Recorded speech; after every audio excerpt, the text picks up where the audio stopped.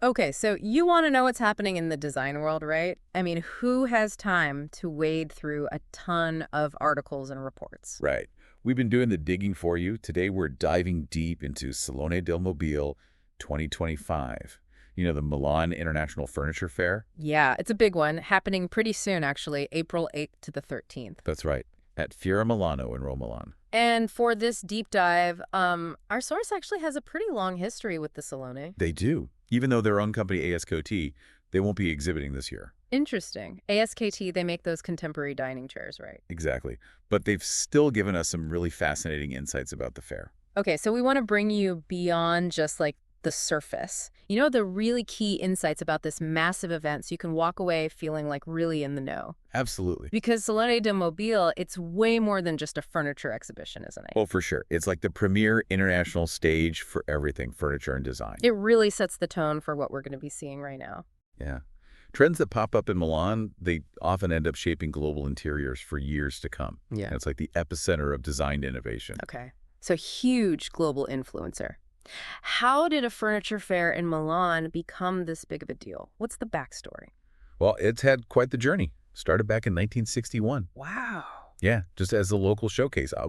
Hard to believe now, right? Yeah. Now for the 2025 edition, we're talking over 2,100 exhibitors Wow. from 37 countries, That's huge. filling nearly 1.82 million square feet. Yeah. I mean, that scale alone shows you just how important this event really is. That's a massive footprint, Right. literally and figuratively. So it's not just showcasing what's new, it's actively kind of steering where design is heading. Yeah. How does that actually work? Yeah, you see major brands debuting their flagship products, so, kind of setting those aesthetic directions. Yeah.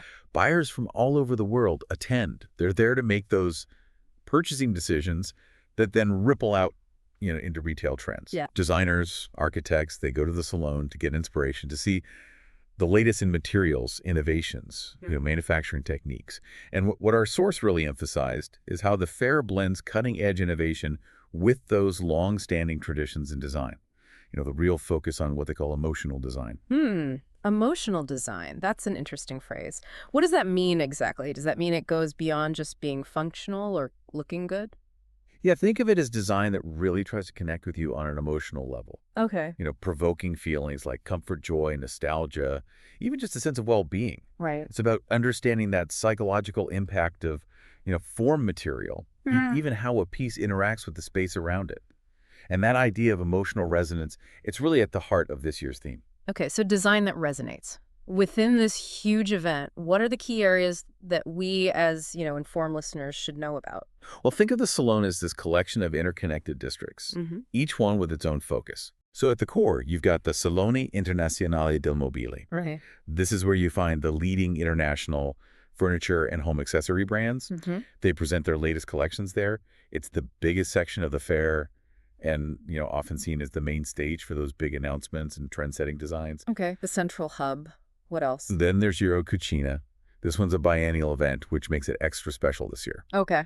As you can guess from the name, it's all about kitchen design and technology, but it's gone way beyond just, cabinets and appliances. Yeah. Now it's about the kitchen as like a central living space, showcasing all these advancements in integrated technology, sustainable materials, the overall functionality and look of culinary spaces. And I think what's going to be really interesting this year is the continued merging of smart home tech into kitchens. Yeah, kitchens are definitely becoming more than just places to cook. Now, what about new talent? Does the Salone have a platform for up-and-coming designers? Oh, absolutely. It's so important for the whole design ecosystem. And that's where Salone Satellite comes in. Okay. It's dedicated to showing off the work of young designers, those emerging talents. Our source always points to this as a crucial part, where you can see fresh ideas in furniture and interior design. It's often where you can spot those really early design concepts that might become super mainstream later on. So it's like a design incubator. Yeah, exactly. I like that. And with, how much work has changed recently, is there an area focusing on the future of the office? Yes, definitely. Yeah. And that's Workplace 3.0. This section is all about how office design is evolving and the solutions for modern work environments. Yeah. And considering hybrid work models and the growing emphasis on, employee well-being, it's become a really relevant area. They explore everything from adaptable furniture systems to, acoustics to integrating technology. It's all about creating more flexible, human-centered workspaces. So a really complete picture of the design landscape. Yep. From our homes to our workspaces. Now, our source mentioned this overarching theme for this year's Salone, thought for humans. What's the main idea behind that? What's really interesting this year is this clear focus on emotional intelligence in design. Okay. That's what that Thought for Humans campaign is all about. The idea is that truly great design, it goes beyond just looking nice or being useful. It connects with us on a deeper human level, taking into account our emotional needs and responses. Thought for humans, that ties in directly to what our source said about ASKT's design philosophy, how their dining chairs are meant to enhance family life and connection. It's cool to see a big event like this embracing that human-centered approach. Totally. Our source talked about how their work at ASKT really focuses on pieces that, encourage interaction and comfort in everyday moments, Yeah. and how that aligns with this year's theme. Yeah. It reinforces this idea that furniture, it's not just a practical object, it actually helps shape our experiences and relationships in our living spaces. So it's a challenge to designers to really think about how their creations affect our well-being and emotional states. Exactly. It's like an invitation to consider how every choice you make, the material, the curves, even the ergonomics, how it can all evoke an emotional response. Yeah. And in a market that's so saturated with mass-produced stuff, this emphasis on emotionally resonant design that's sustainable, that's thoughtful, it really matters. It's a move towards designing with intention and empathy. That makes a lot of sense. Now, shifting gears a bit, our source emphasized how important it is to go beyond the main fair and check out those independent exhibitions and emerging galleries around Milan. What's the draw of those? Think of the independent scene as that avant-garde experimental edge of Milan Design Week. Okay. So while the main fair shows you those established brands and trends, the independent shows tend to showcase more radical ideas and fresh perspectives. They often pop up in these, repurposed, unexpected spots across the city. It's a much more dynamic experience. Give us some concrete examples of what we might see in these spaces. Okay, well, there's Boone Editions, XAND. They're showing these really cool sculptural pieces inspired by digital art in this old bank building in Piazza Fari. Wow. Yeah, it's a great example of how the space itself can add to the impact of the work and how the lines between art and functional design are getting blurrier. Right. You have Studio. They're presenting their minimalist furniture in their new Moscova headquarters. It's all about the power of simplicity, for fine details. And then in the Nolo district, there's Auxilia Gallery's Duetto. Okay. They're pairing contemporary artwork with innovative furniture designs, which is interesting. It challenges those traditional ideas of how those two disciplines interact. So it sounds like these independent exhibitions are where you find those really cutting-edge, maybe even disruptive design ideas. Yeah. Do those more experimental approaches eventually filter into the mainstream? Oh, yeah, for sure. These are often the places where you see people playing with new materials, unconventional forms, bold aesthetics. What might seem niche or experimental in those smaller venues, it can often get picked up and adapted by bigger manufacturers over time, and then it shapes mainstream trends. Our source always says checking out these explorations is key to staying ahead of the curve. Speaking of staying ahead, the chance to learn from the top people in design is another big draw of the Salone. Who are some of the influential figures that attendees might encounter there? Oh, it really is a gathering of the brightest minds in the field. Our source specifically mentioned Robert Wilson. Okay. He's a true visionary, famous for his work with light and space. Even at 83, he's still so influential. Wow. Yeah. And his installation Mother at Castello Sforzesco, it's this powerful reinterpretation of Michelangelo's Rondinini Pietà, and it really shows his mastery. The way he uses light to tell a story through design, it's incredibly inspiring. And beyond individuals like Wilson, you'll find leaders in material science and manufacturing presenting their latest innovations. It's not just about seeing their work, though, right? There are opportunities to actually engage with them and learn directly. Yeah, exactly.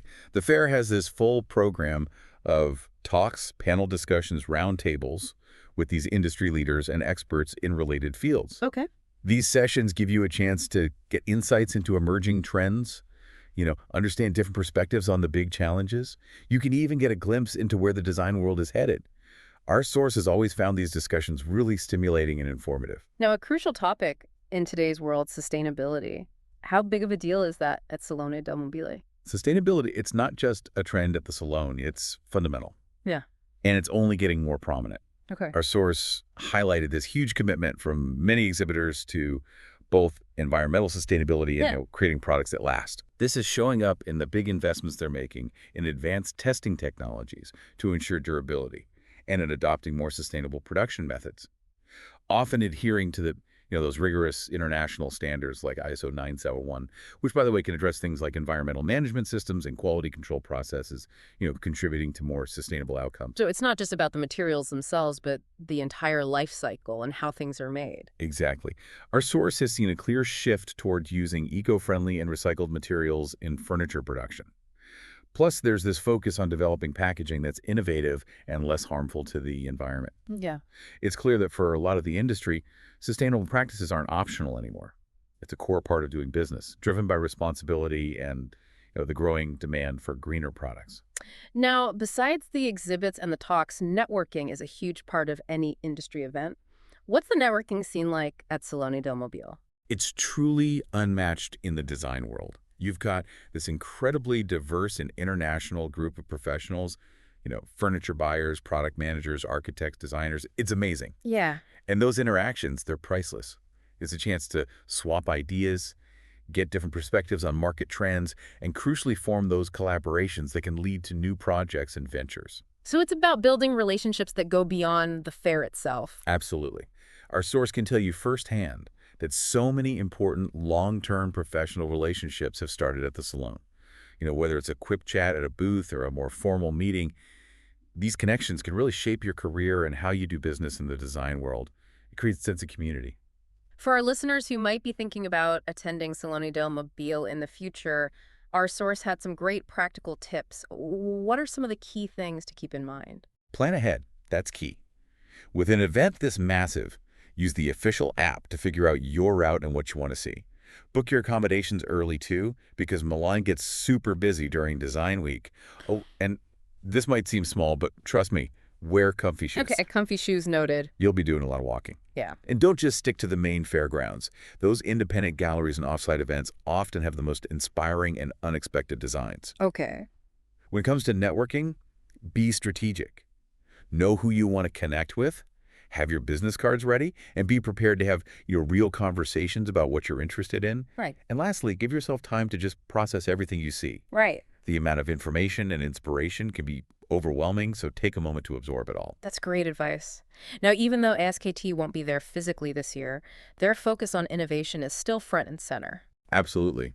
Our source stressed that they're still super dedicated to exploring sustainable manufacturing, investing in those advanced testing technologies to make sure their products are high quality and durable, and pushing the boundaries of contemporary dining chair design. Yeah. They even invited potential partners, distributors, other designers to reach out and connect for future collaborations. They're definitely still driven by innovation. So even without a booth this year, they're still very much in the spirit of the salon and looking to the future. Totally. It just shows that Salone del Mobile isn't just about the event itself. It's about the ongoing conversation, the relationships you build, the collective push for innovation and design. This has been a really insightful deep dive into Salone del Mobile 2025. It sounds like a can't miss event for anyone who's, seriously into design or just fascinated by it. It is. It's a crucial moment for understanding where design is going. It's a celebration of creativity and innovation on a global scale. And even though ASKT isn't exhibiting this year, the principles and trends highlighted at the Salone Lannery are inspiring and really underscore how vital that human-centered design thinking is. It brings together all those key themes, right? Emotional intelligence in design, the growing importance of sustainability, and how artistic expression and functional design are intertwining. It does, and it makes you think, considering the Thought for Humans theme and all those innovations at Salone del Mobile, how could those principles apply to what you're interested in or your work? Even if it's outside of furniture design. What small changes could you make to have a bigger impact and create more human-centered outcomes in your own work? It's definitely something to think about. For sure. Thanks for listening. See you next time.